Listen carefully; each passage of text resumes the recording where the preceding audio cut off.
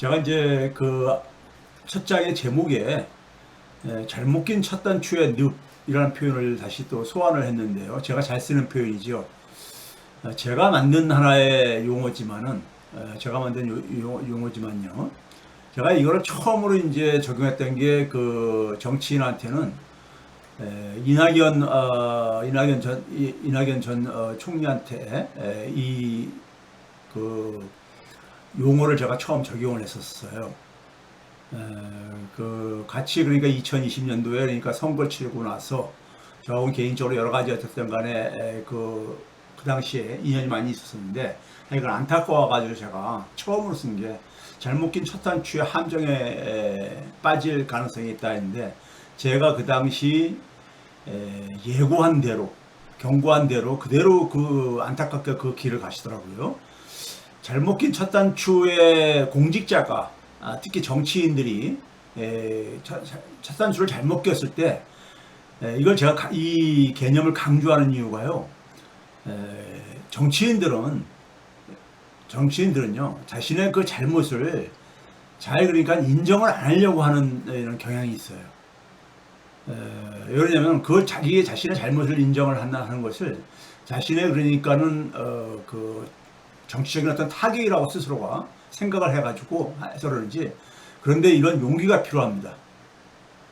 첫 단추를 잘못 꼈다는 것을 파악했을 때 빨리 그러니까 우리가 용단을 내려야 돼요. 그 용기가 필요합니다. 그렇지 않으면은 걷잡을 수 없는 그러니까는 이그 늪으로 빠져듭니다. 우리 잘 가잖아요. 첫 단추를 잘못 끼웠어요. 와이셔츠예요. 그러면 그걸 풀고 다시 끼워야 되는 게 맞잖아요. 그러면 문제는 해결되잖아요. 그리고 제가 잘못했습니다. 시인하면 되잖아요. 그런데 그걸 그냥 고집부립니다. 그럼 두 번째 단추도 그러니까 문제는 두 번째, 세 번째 단추가 계속해서 어긋나시죠. 그럼 이제 엉망진창이 됩니다. 그러면 자신의 그러니까는 하나의 그 문제로 그치는 것이 아니라 더 나아가서는 자신이 속해 있는 조직이라든가 심지어는 국가에까지도 영향을 미칩니다. 근데 지금 이재명 정권이 지금 이 문제는 이 잘못 낀 첫 단추의 늪에 지금 빠졌어요. 근데 왜 빠졌느냐? 이거 간단합니다. 간단합니다. 제가 그거를 결론을 먼저 밑에다가 달아놨습니다. 이재명 대통령은 어떻게 대통령이 됐습니까? 여러 가지로 표현할 수 있겠지만은 저는 이분을 상징하는 것은요, 억강부약 대동세상이었었어요. 이 억강부약 대동세상을 얘기를 했을 때 저는 시대적인 그 시대 정신을 잘 표현했다고 제가 그 당시 느꼈었어요. 그래서 참 그 정치인으로 성공할 수 있겠구나 하는 이런 제가 이제 그 느낌을 받았었습니다. 만나 뵙기 전에요. 그랬는데 그런 점에서 봤을 때 이재명 정권한테 사실 시대가 요구했던 어떤 소명, 이걸 제가 좀 뒤에서 말씀드리겠지만요. 제가 이제 그거를 이제 비유해서 표현한 게 억강부약과 대동세상이라는 건 뭡니까요? 정치라는 것은 기본적으로요, 약자의 편에서 그러니까는 약자의 편을 대변하는 것입니다. 정치라는 것은요. 제가 늘 얘기했잖아요. 현대사회는 기본적으로 민주주의와 시장을 가지고 우리가 운영이 되어진다 그랬잖아요. 근데 시장은 우리가 돈의 힘이 지배하는 곳입니다. 돈의 힘이 지배하는 곳이에요. 그런데 시장만이 작동을 하게 되면은 많은 약자들, 사회경제적인 약자들이 굉장히 고통 속에서 살게 됩니다. 그렇죠? 그것을 하나의 균형을 맞춰주는 이 축이 정치이자 현대 정치의 핵심인 민주주의입니다. 그래서 정치라는 것은 기본적으로 약자의 편에 설 수밖에 없어요. 그리고 정의를 구현하는 것이죠. 바로 그것이요. 그 억강부약과 대동세상도 바로 그거죠. 근데 이분에게 있어서의 그러니까는 이 약자와 정의는 계속해서 얘기는 하시죠. 근데 지난 1년을 제가 넘게 지켜보면은 입에서 멈추더라고요. 굉장히 아프게 들릴지 모르겠지만은, 기분 나쁘게 들릴지 모르겠지만은 입에서 멈추는 거예요. 정치인들 치고 약자 대변 안 한다는 사람이 어디 있습니까? 정의를 얘기 안 하는 분이 어디 있습니까? 근데 우리는 그것을 그러니까 우리가 입에서 우리가 멈추는 것을 립서비스를 원하는 게 아니잖아요. 그리고 실질적으로 움직임은, 행동은 뭐냐? 돈의 힘에 따라서 움직이더라 이거예요. 돈의 힘에 따라서 움직이더라 이거예요. 그 결과가 저는 지금의 상황이라고 봅니다. 지금의 상황이에요. 네? 본인의 그러니까는 우리가 정체성과는 맞지 않는 부분이죠. 그래가지고 오늘 구체적으로 얘기하겠지만요. 이번은 어쨌든 간에 정권을 잡게 되면은 치적을 성공하고 싶을 게 아닙니까? 뭐 어느 대통령이고 간에 다 성공을 하고 싶죠. 근데 이번에 그러니까는 성공은 구체적으로 얘기한다면요. 재벌 주도, 좀 좋게 표현한다면 재벌과의 협력을 통해서 성과를 만드는 이런 방식이라고 저는 생각합니다. 이게 이제 구체적으로 지방선거 끝나고 나서 2년차 국정 운영에 어쨌든 간에 키워드로 얘기한 게 대체불가 대한민국입니다. 대체불가 대한민국을 표현하고 있잖아요. 이 프로젝트예요. 이게 이제 첫 번째 이재명 정권이 지금 이렇게 지지율 추락과 굉장히 어려운 상황에 봉착하게 된 하나의 저는 원인이라고 보고 있고요. 두 번째는 뭐냐면은 이건 대통령이 그러니까 대통령의 이건 책임이고요. 두 번째는 뭐냐면은 이재명이 그러니까는 지지층들이 있을 게 아닙니까? 이재명을 대통령으로 만든 지지층들이요. 특히 저는 이제 맹목적인 지지층들. 요즘식으로 표현하면 자칭 친명입니다. 박근혜 때 그러니까 우리가 친박감별사, 뭐 이런 찐박감별사 이런 얘기 들어왔는데 이재명 정권에 들어와서 1년 만에 이런 표현이 나온다는 것에 제가 아연실색을 했습니다. 소위 말하는 이 자칭 친명들, 스스로 친명이라고 규정하고 있는 친명들의 맹목적인 지지, 이게 지금 이재명 정권을 저는 망치고 있다고 보고 있습니다. 이들이 소위 말해서 지금 그러니까 21세기에 저는 간신배들입니다. 이들의 대부분은요. 이들은 결국은요, 시간 지난 거 봐보세요. 자기목 챙기기, 자기이익 챙기기에서 이러한 지금 움직임을 하고 있습니다. 제가 평생을 살면서 권력 주변에서 가는 사람들을 제가 지켜봤을 때 이런 자칭 친명들, 과거의 찐박 간별산 이런 사람들을 보게 되면요, 결국 자기목 챙기기입니다. 자기목 챙기기예요. 이게 국가 이익이라는 것은 허울 좋은 것이고요. 자, 그랬을 때 우리가 제가 이제 오늘 이제 좀 이 잘못된 첫 단추를 얘기하고 싶을 때요.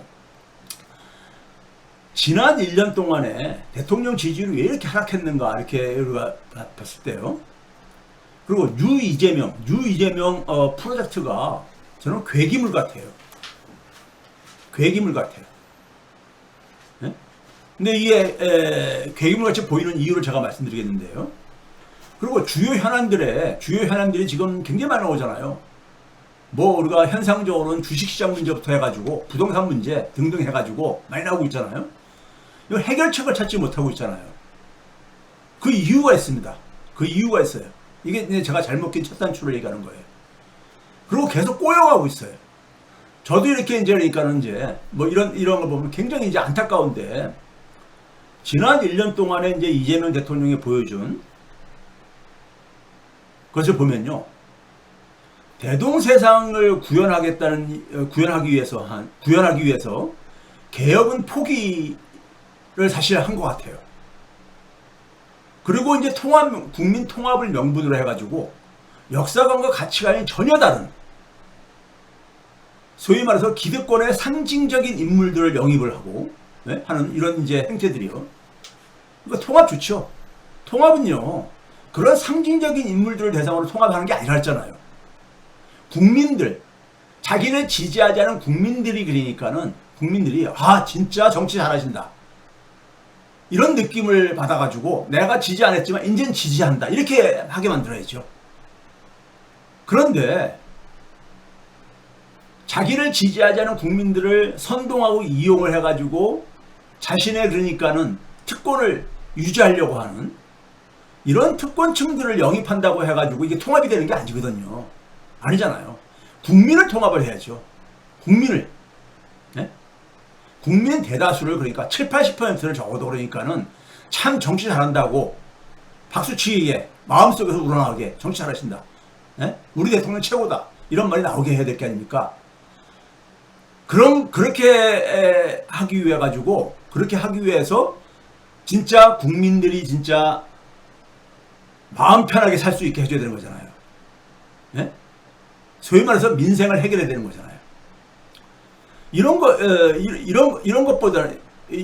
것보다는 그들을 그러니까는 이용을 해가지고 자신의 특권을 그러니까 유지하려고 하는 이런 상징적인 인물들, 이런 진영에 이런 영입을 해가지고 통합이 추진을 하는 걸 보면서 이런 방식의 어떤 대한민국 재구성, 이걸 유시민 작가는 재건축이라고 표현했는지 모르겠지만은, 네, 저는 뭐 그분 방송 보진 않았지만은 대한민국 재구성 행복, 이게 저는 잘못 시작한 하나의 출발점이라고 봅니다.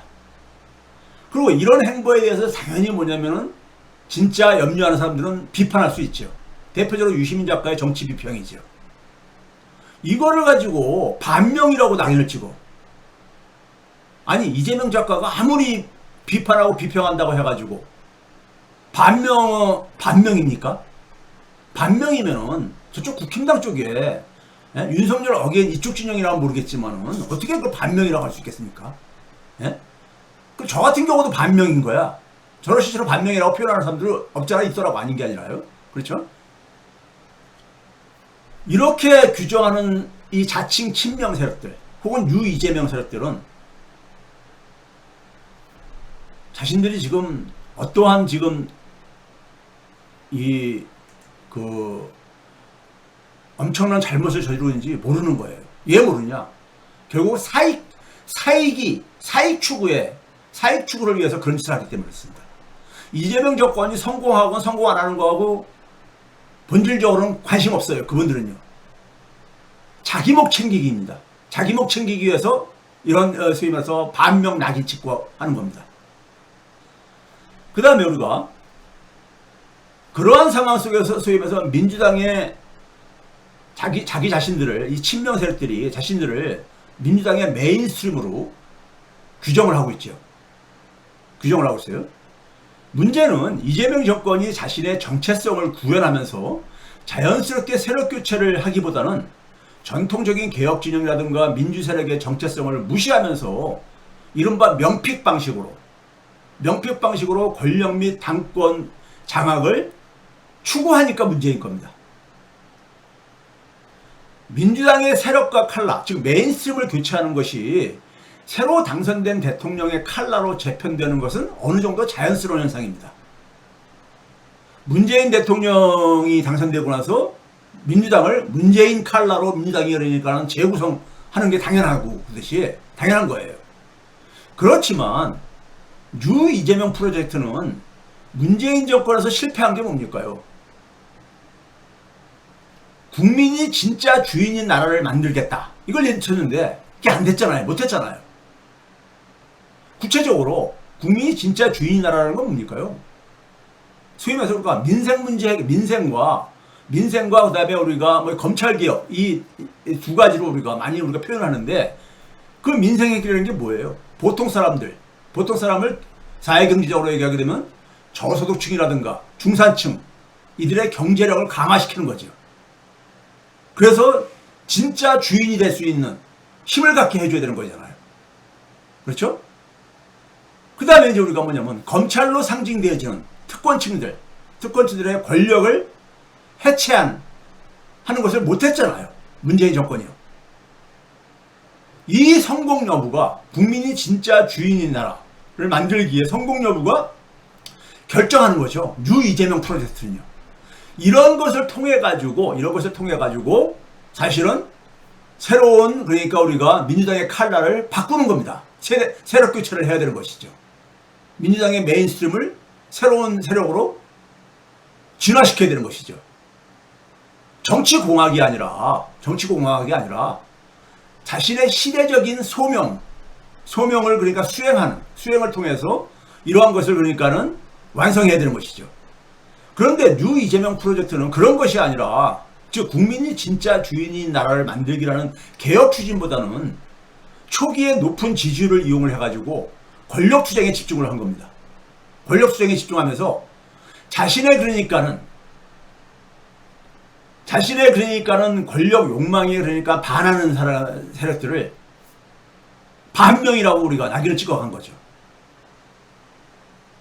그 결과가 뭡니까요? 성공보다는 지금 실패에 가까운 상황에 이미 지금 1년 만에 도달하고 있고, 주식시장이 도박장화 돼버리고 부동산 가격 급등한 것은 이 실패의 단면에 불과합니다. 이게 사실은 결과물인 거예요. 오늘 제가 그걸 보여드릴 겁니다. 이런 상황에서 지금 하나의 제가 괴기물이라고 표현을 했는데, 자칭 친명이 전당대회를 친명 대 반명 간 전쟁으로 몰아가고 있는데요. 아니 지금 민주주의당에 어떻게 반명이 있을 수가 있어요? 네? 정부 정책을 정부가 잘못 가는 것을 비판하는 게 역사 속에서 이들은 되게 어떻게 보면 충신이라고 불리는 사람들이에요. 충신이요. 충신을 반명이라고 한다면은 그 정권은 기대할 게 없는 겁니다. 네?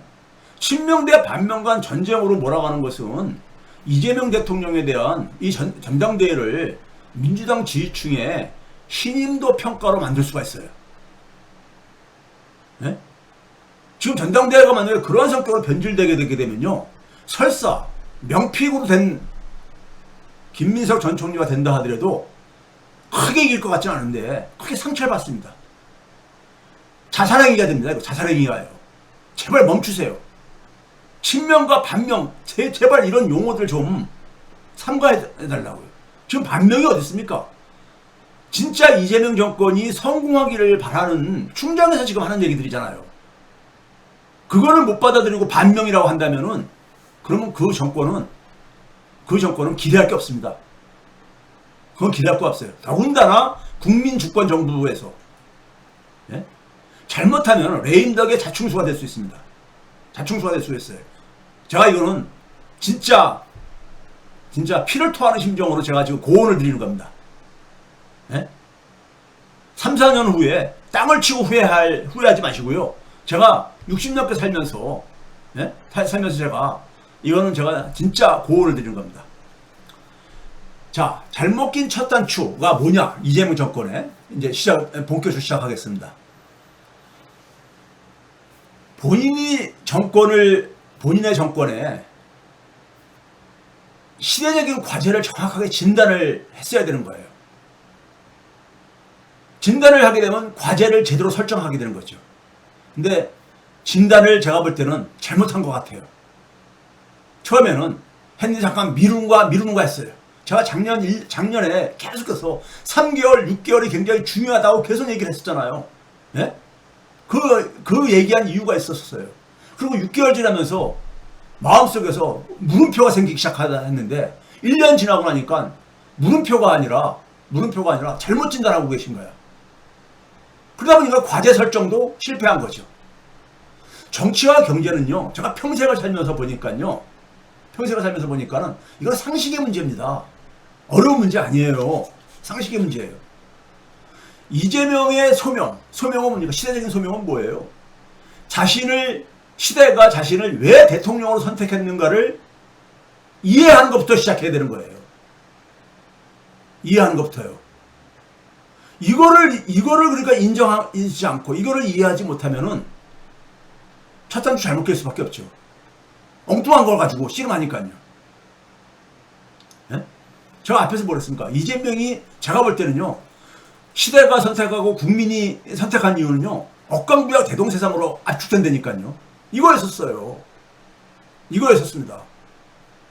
근데 이거를 착각하고 이재명 대통령은 최소한 자기 자신이 아마 주변에 간신배대 섞고 그렇게 만든 것 같아요. 박정희 플러스 김대중, 이런 그러니까 어떤 지도자로 남는 꿈을 꾸는 것 같아요. 네? 박정희 플러스 김대중. 구체적으로 얘기한다면요, 오늘 제가 얘기하는 것 중에서 이재명 정부에서 지난 1년을 여러분 경제적으로 한번 복귀해 보세요. 복귀하면은 남는 게 뭐가 있는가 봐보세요. 반도체 붐이었었습니다. 이것 빼놓고는 없어요. 솔직히 말해서요. 그게 코스피 붐이었었고요. 반도체라는 횡재를 만났죠. 이건 본인이 만든 게 아니잖아요. 반도체는 횡재를 만난 거야. 여기서부터 뭐냐면 이거는 그러니까 자신이 출발점에서 굉장히 우호적인 환경을 가지고 출발을 한 거예요. 그냥 감사를 하면서, 예? 하늘에 감사를 하면서 자신의 시대적인 소명에 집중을 했어야 되는 거죠. 근데 이 반도체 횡재를 자신의 치적으로 이거를 그러니까는 연결하려는 이런 인재니까는 몽상을 꿈꾸기 시작한 거예요. 몽상을 하기 시작한 거예요. 그 결과가 대체불가 대한민국입니다. 대체불가 대한민국이야. 근데 그 결과가 어떻게 됐습니까? 대체불가 대한민국 가면 갈수록 해결불가 대한민국으로 지금 저는 바뀌고 있다고 봐요. 주식시장도 그렇고 부동산 시장도 그렇고 많은 문제들이 계속 꼬여가고 있잖아요. 이거 대통령님이 보시다면 좀 명심하셔야 됩니다. 제가 집권하기 전에 개인적으로 만났을 때, 예? 앞에서 얘기했던 지금 음성으로 그대로 말씀드리는 거예요. 처음 만났을 때 제가 이런 목소리 톤으로 제가 말씀을 드렸죠. 제가 마지막 고언입니다. 진짜로요. 이 대체불가 대한민국이 이재명의 그러니까 소위 말해서 핵심 키워드인 대동세상의 자리를 대체해버린 겁니다. 그 결과가 해결불가의 대한민국으로 지금 바뀌고 있는 거예요. 왜 그렇게 됐습니까? 반도체 붐은요, 제가 표현했잖아요. 반도체 붐은 반사체였었다. 발광체가 아니다. 스스로 빛을 낸 게 아니다. 미국이 AI 중심의 산업 생태계, 경제 생태계의 전환 과정 속에서 뒤늦게 우리가 그 덕을 본 거잖아요. 우리 스스로 만들어낸 게 아니라고요. 오히려 그 반도체 횡재에서 우리가 깨달아야 되는 것은 뭐냐면 경제 생태계가 얼마나 중요하냐. 반도체 생태계를 그러니까 지금부터라도 생태계를 그러니까 건강하게 만들어야 되겠다. 이런 것을 그러니까 우리가 고민을 했어야 되는 거예요. 그런데 결과는 어떻게 되느냐? 굉장히 메모리 반도체 제조를 더 강화시키는 방향으로, 네? 제가 보는 소위 말해서 3대 메가 프로젝트는 바로 그겁니다. 기존의 그러니까 산업 생태계, 경제 생태계 예곡되어진, 네? 소위 말해서 특정 부문에 편중되어진 생태계가 건강하지 않은 생태계를 그대로 확대 재생산하는 거예요. 확대 재생산하는 거라고. 근데 우리가 이 편중된 메모리 반도체에 치중되는 것의 문제를 제가 계속 경고를 했잖아요. 경고를 했잖아. 그게 지금 주식시장에 지금 그러니까는 이 부메랑으로 지금 오는 거예요. 네? 그래서 경제 생태계를 그러니까 건강하게 만들어 재구성해야 된다. 이게 그러니까 이재명의 시대에 그러니까 하나의 과거 역대 정권이 박정희 시스템의 이게 산물이라 했잖아요. 길게 봤을 때는요.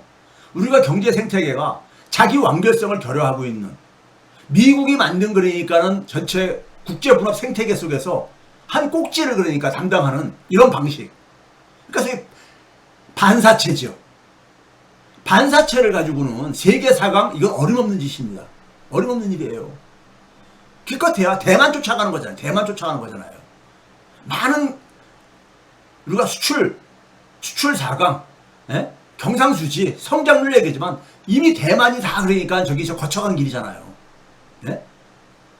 우리 경제 생태계를 건강하게 만드는 거, 산업 생태계를 자기 완결성을 갖는 경제 생태계, 산업 생태계를 만들 뿐만 아니라 경제 전체적으로는 내수가 굉장히 취약하다고 제가 얘기를 했잖아요.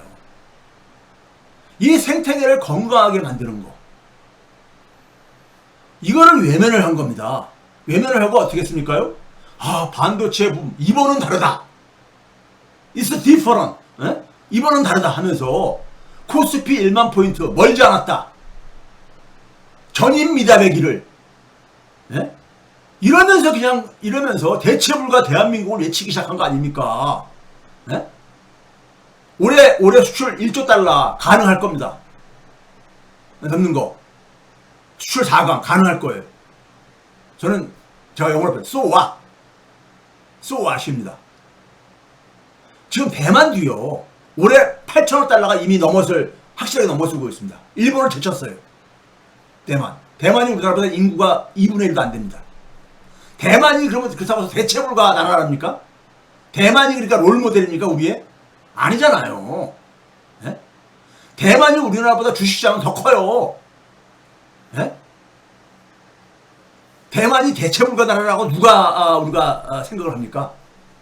반도체 횡재로 전인미답의 세계를 보여주겠다는 망상의 결과물이 저는 이 대체불가 대한민국이라는 구도에 숨겨져 있고, 이거를 그러니까 주변에 제가 볼 때는 간신배들이 계속해서 이거 대통령님의 엄청난 업적으로 시장을 포장하기 시작한 거예요. 자, 제가 지방선거를 패배했다고 제가 진단했었잖아요. 6.3 지방선거요. 지방선거 패배하고 나서 이 원인에 대해서 서로가 당의 책임, 누구 책임 이런 식으로 가는데, 이건 공동의 책임이죠. 누구 책임 어디 있어요? 선거 패배하고 나서 6월 8일 날 청와대에서 1주년 기자회견을 엽니다. 여러분들 기억하실 거예요 아마요. 그때 뭐냐면 대체불가 대한민국이라는 슬로건이 나옵니다. 선거 패배하고 나서 이 6월 8일 때는요, 이미 뭐냐면은 대한민국의 코스피가 이상 현상을 보이기 시작할 때였었어요. 네? 보이기 시작할 때였었습니다. 오늘 제가 코스피 문제 다시 한번 얘기를 하겠지만요. 그래서 취임 2년차를 맞아가지고 세계 어느 나라도 대신할 수 없는 대체불가 대한민국. 코스피 1만 포인트 돌파하면은 대체불가 대한민국 되는 겁니까? 수출 4강이 되면은 반도체가 전체 수출에 그러니까는 45% 가깝게 되는 이렇게 해가지고 만든 수출 1조 달러가 되면은 이게 세계 어느 나라도 대신할 수 없는 나라가 되는 겁니까? 옆에 있는 대만이 먼저 그 길을 갔잖아요. 이런 것이 어떻게 국정 비전입니까? 그래가지고 대체불가 대한민국이라는 슬로건을 내세우고 이런 초격차 산업강국이라고 하지만 우리가 갖고 있는 강국이라는 것은 반도체, 메모리 반도체 뿐이 없잖아요. 솔직히 말해서요. 네? 예교안보 강국. 그래서 한 것이 뭡니까요? 윤석열 때 윤석열이 2022년도 집권하고 나서 한 달 만에 나토로 날아가가지고 반로 외치는데 나토에 또 참석을 하면서 지금 북한하고 러시아가 얼마나 지금 한 몸이 돼버렸습니까? 그러면서 어떻게 북한 문제를 풀어요? 어떻게 그러면서 저쪽 북극 항로 개척을 합니까? 러시아를 무시하고요. 이런 그러니까 일본하고 미래를 얘기하면서 하는 때까지만 하더라도 많은 지지층들이 그래도 이해를 하고 그랬었죠. 우리가 나토라는 게 뭡니까? 그러면서 러시아 견제잖아요. 우리가 왜 거기에 앞장서야 됩니까? 그러니까 2년차 국정 비전의 이 자신감의 중심에는요, 하나뿐이 없었어요. 반도체죠. 유일한 게 반도체예요. 폭발적으로 성장하는 반도체. 이거 가지고 이 자신감이 만땅이 돼버린 거예요. 그 결과가 구체적으로 뭘 나왔습니까? 6월 29일 날에 청와대에서 커다란 이벤트 쇼를 벌렸잖아요. 대한민국 대도약 3대 메가 프로젝트 국민보고회. 거기서 이재용, 최태원 세워놓고 90도 폴더로 그러니까 인사하면서 국민을 대신을 해서 영웅이라고 세우면서 대규모 투자 계획을 발표했잖아요. 재벌들이 호남에다가 반도체 클러스터를 만든다, 어디다 만든다. 우리 그동안에 수십 년 동안에 지켜본 게 뭡니까요? 재벌들은 그냥 투자 안 해요. 사업성이 있어야 하는 것이고, 예? 그리고 사업성이 없으면 언제든지 그것은 수정이 됩니다. 과거 역대 정권에서도 항상 그 정권을 위해 가지고 수십조 원 투자 계획들 발표하고 수백조 투자 계획 발표하고 그랬잖아요. 예? 그렇게 해가지고 나온 게 7월달에 계속 진행이 되죠. 7월 14일날은 뭘로 했습니까? 3, 4, 5 비전이 나옵니다. 3%대 성장, 무역 4강, 국민소득 5만 달러. 올해 3%대 성장 가능할 겁니다. 무역 4강 가능할 겁니다. 그래서 쏘아입니다. 여기에 알뱅이에 뭐가 있습니까? 반도체 빼놓고 뭐가 있습니까? 국민소득 5만 달러. 예? 2030년 정권 이재명 대통령 이 임기 끝나는 2030년에는 가능할 것이다. 구윤철 장관이 그런 얘기를 하는데 대만은 지금 내년에 이미 5만 달러가 가능해요. 지금요. 예? 올해 이미 그러니까 4만 5천 달러를 돌파할 수 있는 나라가 돼버렸습니다. 대만이 간 길을 지금 쫓아가면서 그러니까 이게 지금 대체불가 대한민국이라는 것을 지금 국정 비전으로 지금 얘기하신다면은 그 속에서 대다수 국민들은 도대체가 너무 이거하고 체감을 못 하잖아요. 무역 4강, 국민소득 5만 달러. 이 속에 대다수 국민들은 어디에 있습니까? 자, 당면과제를 인식을 실패하고 외면한 이유를 이제 볼게요. 이재명 대통령이 집권했을 때 제가 그랬잖아요. 국민이 진짜 주인인 나라는 괜히 나온 게 아닙니다. 괜히 나온 게 아니에요. 이게 김영삼 정권 1993년이죠. 김영삼 정권 때부터 작년까지 우리나라 국민들의 가처분 소득, 쓸 수 있는 소득의 1인당 연평균 증가율입니다. 연평균 증가율이에요. 외환위기 갖고 나서 뚝 떨어졌다가 윤석열 때는 2%도 무너져요. 이게 평균이란 말이에요. 평균이요. 평균에는 소득이 높은 고소득이 다 포함된 거기 때문에 예? 한 절반 정도는 소득이 가처분 소득이 멈춰버린 거예요. 혹은 후퇴하고 있는 거예요. 예? 소득이 쓸 돈이 없는 거예요. 국민들이요. 예? 이게 지금 그러니까는 우리 경제를 한국 경제가 지금 그러니까 활력을 잃어가고 있는 가장 핵심적인 경제 지표예요. 아, 국민의 소득이 안 느는데 뭐가 이 문제가 해결되겠습니까? 예? 이 문제를 정면으로 그러니까는 마주하고 집권한 거잖아요. 그래서 대동대동 얘기한 거 아닙니까? 근데 이거 왜 외면하십니까? 자, 이거 봐보세요. 제가 이거 얘기했죠. 6월달 작년에 집권하고 나서 6월달부터 집권했잖아요. 6월달부터 12월달까지 작년에 7개월 동안에 월평균 실질급여가 359만 원이었습니다. 작년에요. 근데 그게 이제 이재명 정부 첫 해 그러니까요. 이게 2016년이면요. 10년 전이잖아요. 10년 동안 그러니까 한국의 노동자들의 이것도 그러니까 사업체에 고용되어 있는 노동자들입니다. 사업체에 고용되지 않는 열악한 노동자들도 꽤 많아요. 우리나라에는요. 자영업자도 빼고요. 사업체에 고용된 노동자들의 월평균 소득이 10년 동안 멈춰있는 상태라고요. 이거를 왜 외면하냐고요. 이 문제 외면하고서는 대한민국의 민주주의, 국민이 진짜 주인 나라? 이건 불가능합니다. 불가능해요. 이걸 왜 외면하냐고요. 이걸 가지고 억강부약 대동세상 얘기한 거 아닙니까? 그래서 대통령 된 거 아니냐고요. 이걸 왜 외면하시냐고. 예? 아니 수출 4강이 되면 이 문제가 해결됩니까? 반도체 경기 좋아져도 제가 안 변하고 있다 했잖아요. 자, 이거 봐보세요. 그 결과가 뭡니까요? 월평균 가계소비 지출이요. 올해 2분기 가장 최근 겁니다. 올해 2분기가 368만 원이에요. 이거 평균입니다. 평균.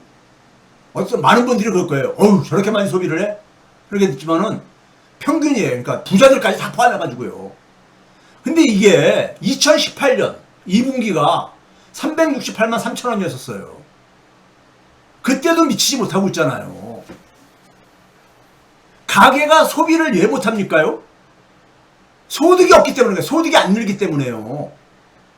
이 현실을 마주해야 되는 겁니다. 대통령이라면은. 지금 1분기, 2분기 수출이 역대 최고잖아요. 반도체 수출이. 그렇다고 소득이 늘고 소비가 늘고 있냐고요. 안 늘고 있잖아요. 그럼 올해 1조 달러 돌파하면 이 문제가 해결될 것 같아요? 해결될 것 같냐고요. 그렇기 때문에 반도체 수출, 어마어마한 반도체 수출의 증가를 많은 국민들이 체감을 못하는 겁니다. 왜 주변의 경제 참모들이 이런 얘기 안 하죠? 네? 간신배들만 있으니까 얘기 안 하죠? 네? 이렇게 이걸 외면한 결과가 작금의 현실입니다. 자, 봐보세요. 성장률이 쭉 떨어져 왔잖아요. 작년에 1.1%였었어요. 왜 그러냐? 가계소비가 쭉 성장 기여도가 0.6%의 작년에요. 네? 내수가 완전히 성장을 그러니까 성장의 장애물이 된 거예요. 그럼 올해 성장률이 3% 반도체 수출 가지고 된다고 해봅시다. 그게 언제까지 될 것 같아요? 계속해서 이번은 다르다. AI가 계속하기 때문에 반도체는 계속할 것이다. 참 답답한 얘기 하시네요. 뒤에서 얘기해 드릴게요. 그거 불가능한 겁니다.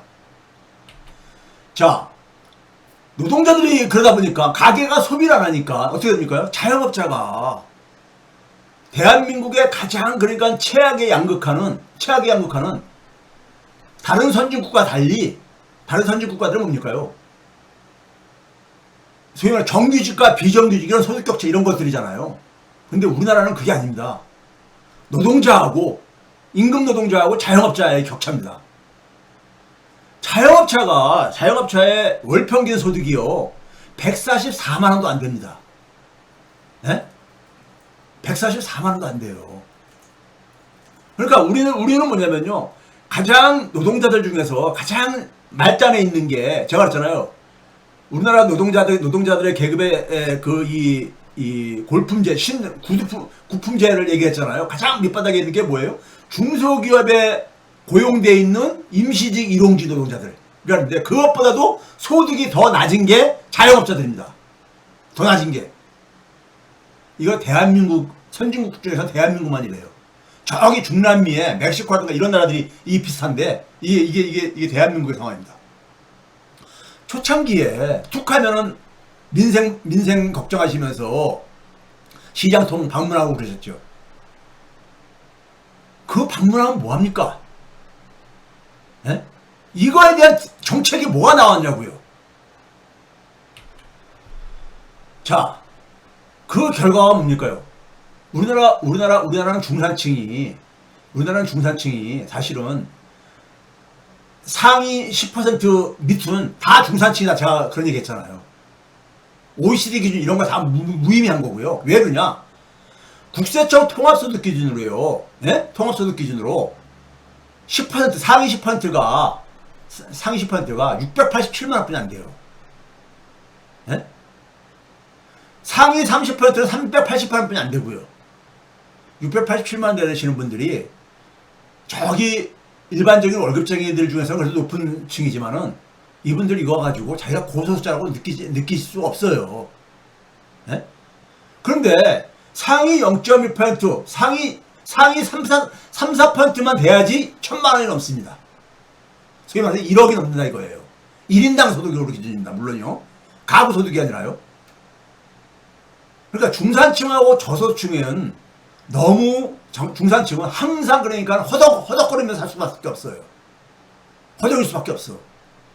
네? 저소득층은 생존의 위기를 느낄 수밖에 없어요. 50%가 중위소득이 250만 원도 안 되고 그랬었으니까요. 네? 거의 최저임금 언저리가 하위 40%가 최저임금 이하라고. 네? 이런 상황 속에서 어떻게 그러니까는 소비를 늘리고 어떻게 그러니까 내수가 살아납니까? 그러다 보니까는 당신께서 대동세상을 내친 거 아닙니까? 같이 살자고. 근데 그게 다 어디 갔냐고요. 하위 50% 소득 비중입니다. 주요 국가들 중에서 보게 되면 우리나라가 한 15% 차지해요. 15%. 근데 저기 하위 그룹에 속하고 있죠. 하위 그룹이에요. 하위 그룹에 속하고 있어요. 일본이 한 18%. 저 북유럽 국가들은 한 30% 되는 이런 나라들이 있어요. 이게 대한민국에 그러니까 이렇게 소득이 이런 상황인 겁니다. 소득보다 더 간 게 이제 자산이죠. 자산이에요. 그런데 이게 왜 그런 나라에 있었어요? 우리나라는 부자들이 굉장히 살기 편한 나라예요. 상위 0.1%가 아까 소득이 얼마나 했었습니까요? 상위 0.1%는 거의 월 평균 소득이 1억에 가까워. 1억에 가까운, 그러니까 1억에 가까운 이들한테 1년 동안에 세금을 빼주는 게요. 최종적인 세금을 빼주는 게 1억 1,300만 원 정도 됩니다. 이게 2024년 기준이에요. 예? 세금을 빼주는 거예요. 조세 체계가 이렇게 불공정하다고요. 예? 얼마 전에 근로소득보다 부동산으로 해가지고 100억 이상 벌면 세금을 내는 게 괜찮다는데 우리나라는 소득도요 45% 상위 10억이 넘으면은 그 수치가 기억이 안 나가지고 좀 더듬으시던데 상위 가장 10억 이상이 되게 되면 구간이 45%가 적용되죠. 최고소득세율이요. 그리고 지방소득세율까지 포함해가지고 4.5% 거기에 10%는 4.5% 부과해서 49.5%죠. 그런데 그렇게 부과하면 뭐래요? 그게 OECD 기준에서는 7위로 했잖아요. 7위로 높다고 그랬잖아요. 높은데 다 빼준다니까요. 다 빼줘요. 세금 제대로 안 낸다고요. 자, 이거 봐보세요. 우리나라 개인소득세 최고세율이 굉장히 OECD에서 보게 되면 상위층의 상위 국가에 속해요. 네? OECD에서 네덜란드하고 같아요. 우리나라가 같다고요. 네? 영국이라든가 저 밑에 다른 나라들보다도 그러니까 더 높아요. 노르웨이, 뉴질랜드 이런 나라도 훨씬 높아요. 네? 높아. 중남미 국가들은 오히려 맨 밑에 있는 중남미 국가들은 오히려 세율이 굉장히 낮아. 그래서 거기는 아주 불평등하게 유명한 나라죠. 지역이죠. 한국은 소득세율이 높아요. 높은 편이에요. 평균 이상이니까. 네? 평균 이상이야. 그런데 GDP에서 개인소득세 비중을 보게 되면요. 저 밑에 중남미 국가들의 그룹에 속해. 네덜란드의 절반 정도뿐이 안 돼요. 네? 절반 정도뿐이 안 된다고. 왜 그래요? 다 빼주니까, 공제해주니까. 네? 이게 소위 말해서 모피아들이 이렇게 만들어 놓은 거예요. 우리나라는 부자들이 굉장히 살기 좋은 나라야. 그런 말 안 해요? 대한민국은 돈만 많으면 살기 좋은 나라라고? 해외 나가 살다는 다 이런 얘기 공통적으로 하죠. 대한민국은 돈만 많으면 굉장히 살기 좋은 나라예요. 예? 세계 어느 곳보다도 살기 좋은 나라입니다. 돈만 많으면. 그렇죠? 모든 게 굉장히 서비스가 굉장히 빨리빨리 처리되고 값싸게. 예? 굉장히 살기 편한 나라입니다. 예? 세후 소득 분배가 우리나라는 밑에서 4위예요. OECD 국가 중에서. 세금이 제대로 기능을 못하는 거예요. 세금이. 소득 분배 개선에 효과가 없는 거예요. 왜? 다 빼주니까. 이거를 제대로 안 잡으면서 무슨 억강부약입니까? 억강부약? 이거 어디 갔습니까? 이재명 정권에서 억강부약 어디 갔냐고요. 이것만 제대로 시정을 하더라도 25년 전체 인구가 총 인구가 5,161만 명인데요. 1인당요. 1년에 305만 원 지급이 가능해요. 4인 가족이면은 430에서 1,200만 원입니다. 1,200만 원이요. 한 달에 100만 원씩 4인 가족 기준으로 한 달에 100만 원씩 지급 가능해. 이것만 제대로 시정을 하더라도요. 네? 최근에서 사회소득 조세교 이게 억강부약 아닙니까? 이런 거 다 어디 갔냐고요. 이재명 정권이 출범하면 나라가 이렇게 바뀔 거라고 많은 사람들이 예상을 하지 않았습니까? 그런데 어디 갔냐고요. 이건 다 없어지고 오로지 반도체 가지고. 자, MBC 스트레이트에서 8월 2일날 방송한 거 혹시 보셨습니까? 네? 350회. 거기서 고액 자산가들이 어떻게 탈세를 하고 있는지를 잘 보여줬죠. 대한민국에 조세 정의는 없습니다. 예를 들어서 그 방송에서 이런 얘기 나오죠. 보신 분들 기억나실 거예요. 우리나라 고급주택의 기준이 9억 이상이면서 두 가지 조건을 동시에 만족해야 돼. 전용 면적이 245평방미터 이상이 돼야 돼. 9억 이상 되게 되면은 이거는 그래도 납득할 수 있을 것 같은데, 이건 물론 공시지가지만, 그런데 여기 전용 면적까지 붙습니다. 복층은 274평방미터고요. 이상이 모두 이거 두 가지를 동시에 충족해야 돼. 에? 이걸 왜 이렇게 해놨느냐? 방송을 보면 여러분들 방송 보시면 이해하셨을 거예요. 빠져나갈 구멍을 만들어준 거야. 그러면 굉장히 고가주택, 100억 이상짜리 고가주택을 만들어 놓고 방송에서 어떻게 했습니까요? 274제곱미터 복층으로 되게 비싼 집들은 저 한남동이라든가 청담동에 있는 고급 주택들은 복층을 많이들 이제 선호하니까요. 복층을 많이 이렇게 짓고 사니까는 복층을 해놓고서는 274제곱미터에 거기에 포함 안 되기 위해서 설계를 273.96제곱미터로 이렇게 한다는 거잖아요. 예? 그럼 0.04제곱미터가 부족한 걸로 인해서 고급주택 기준에서 제외가 되었죠. 그럼 어떻게 되냐? 세금을 피해갈 수 있는 거니까요. 네? 세금을 피해갈 수가 있어. 그렇죠? 그 다음에 뭐 분양가 상한제 피하고 공개청약 적용 이런 걸 피해가기 위해서 거기 방송에서 여러 가지 얘기하죠. 이 방송 보셨습니까, 대통령님? 대한민국에 무슨 조세 정의가 있습니까? 대한민국이 어떻게 공정한 사회예요? 항상 우리가 역사에서 안 배우셨습니까? 왕조 말기에 되게 뭐 때문에 망했습니까? 조세 체계가 공정성이 붕괴되면서 망해요. 예? 세금을 제대로 못 걷으니까 국가는 쓸돈이 부족하지요. 예?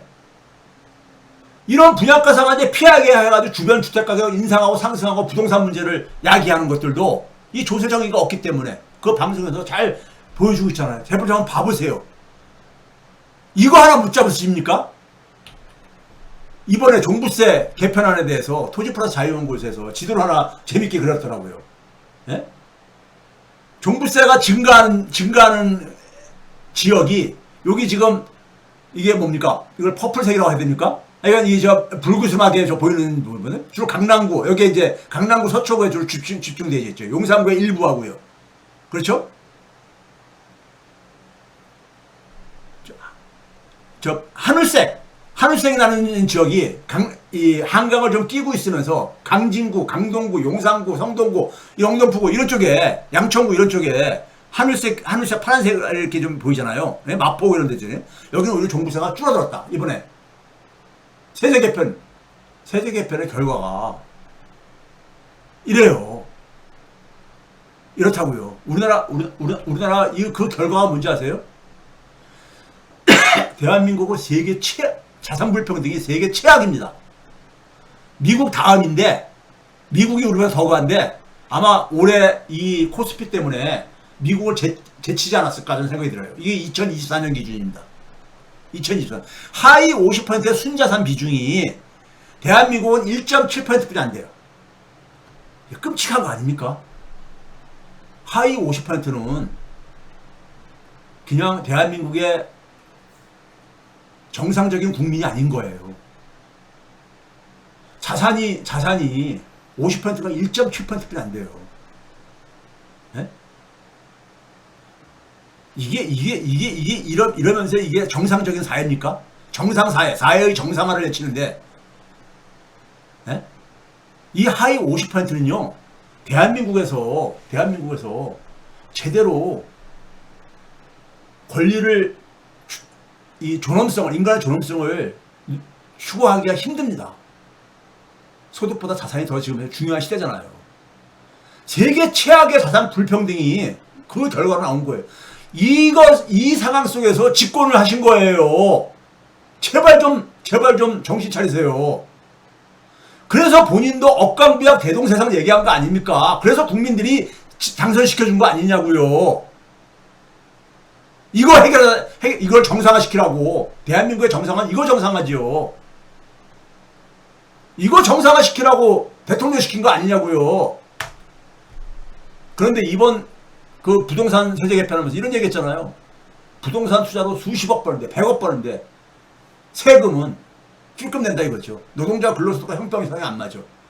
근데 이번 부동산 세제 개편으로 근로소득과 형평성이 해결되었습니까? 제가 그러잖아. 그러니까 왜 입으로만 얘기하시냐고요. 입에서만 멈추시냐고. 이런 정의와 이런 약자를 얘기하는 것에 대해서 왜 입에서만 멈추시냐고. 예? 그 립서비스 받자고 대통령으로 당선시킨 거 아닙니다.